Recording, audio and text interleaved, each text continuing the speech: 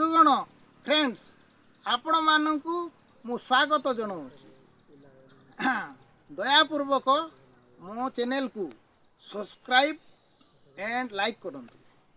आज विषय शिक्षा कहले कौन, शिक्षार अर्थ कौन, शिक्षार डेफिनेशन कौन, what is the meaning of education. आज्ञा मु गोटे पाठ पढ़ी आचरणगत परिवर्तन को शिक्षा कहुए बोली। जेकोसी व्यक्तिर बा मनीषर आचरणगत परिवर्तन को शिक्षा कहुए। Behaviour change is the education, नहीं कि behaviour change is the education. आउ शिक्षा दी प्रकार अटे पुणी कौन कौन ना उत्तम शिक्षा आउ मंद शिक्षा, गुड एजुकेशन बैड एजुकेशन। शिक्षा मनीष को उन्नत करे आउ शिक्षा मनीष को अवनत मध्य करे। हेले उत्तम शिक्षा कौन, जड़े खराब व्यवहार बा खराब रास्ता भल रास्ता को आसीबा उत्तम शिक्षा अटे एवं भल रास्ता खराब रास्ता को जीवा मंद शिक्षा अटे। जेमिति गोटे दुईटा उदाहरण देउछि। गोटे व्यक्ति प्रबल मदुआ थिला किंतु जड़े लोकर संस्पर्श रे, जड़े लोकर उपदेश रे, जड़े लोकर शिक्षा रे अनुप्राणित होई से मद छाड़ीदेला एवं उत्तम व्यक्ति हैला। सेहीपरि जड़े भल व्यक्ति केते जण मदुआ लोकंक सहित मिसी किछि दिन परे से मदुआ हो गला। यह शिक्षार उदाहरण। आचरणगत परिवर्तन हैला। आचरणगत परिवर्तन हेबा द्वारा मनीषर व्यवहार मध्य परिवर्तन हैला। तेणु आचरणगत को परिवर्तन को शिक्षा कहुए। आज्ञा देखंतु मनीष जो शिक्षा आमाने पाउछु, जो शिक्षा आमाने पाइथिलु बा जो शिक्षा वर्तमान छात्र छात्री मानक ठारे पहुँचुअछि किंबा जो शिक्षा जनसाधारण मध्य मिलुअछि से शिक्षा कौन थिबा दरकार ना चारोटी जिनिस थिबा दरकार। कौन ना प्रथम हैला शारीरिक, मानसिक, बौद्धिक, आत्मिक। ये चारोटी जिनिस जदि से शिक्षा रे थिले से शिक्षा को उत्तम शिक्षा कहुआ जाए।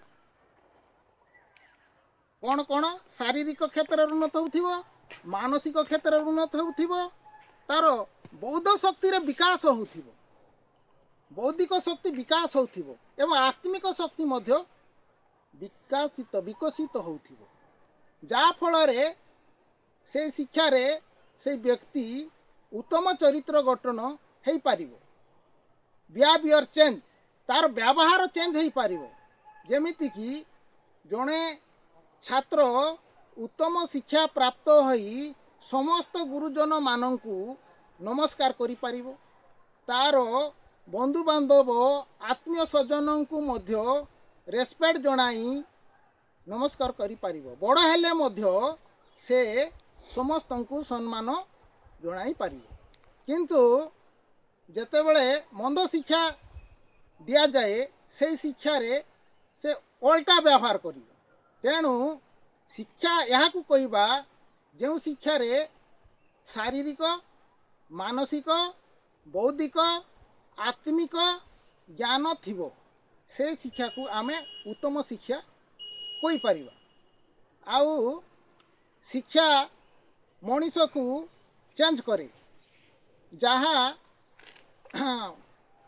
दैनंदिन जीवन मध्य मनीषर जीविका और जीवन धारण क्षेत्र रे बाधा सृष्टि करू नथिबा शिक्षा को आमे उत्तम शिक्षा कहबा।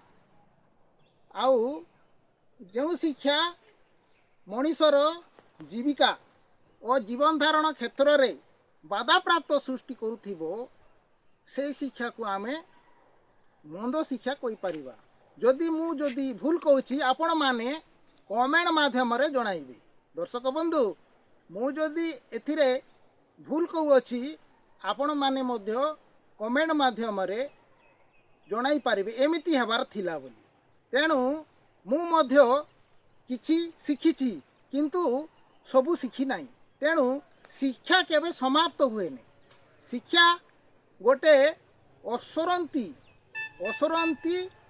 विद्या अटे। शिक्षा जो शिक्षा मनीष को तार जन्मरू आरंभ करी वृद्ध पर्यंत शिखा पड़ी था।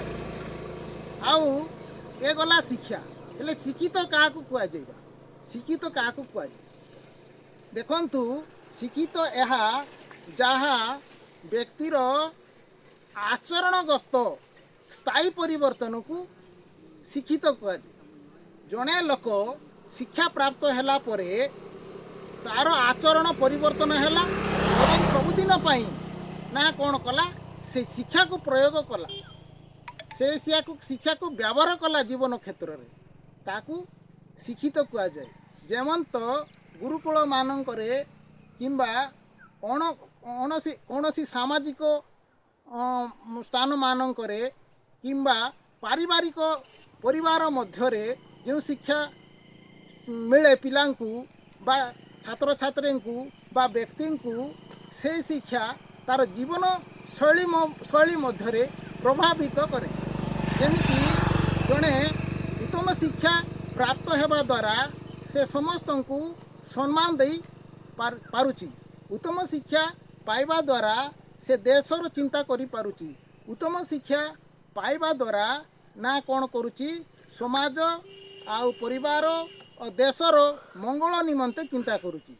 किंतु खराब शिक्षा पाइबा द्वारा आ गोटे उदाहरण जो शिक्षा खराब शिक्षा पाइबा द्वारा से कौन करुची ना यार उल्टा व्यवहार करुची।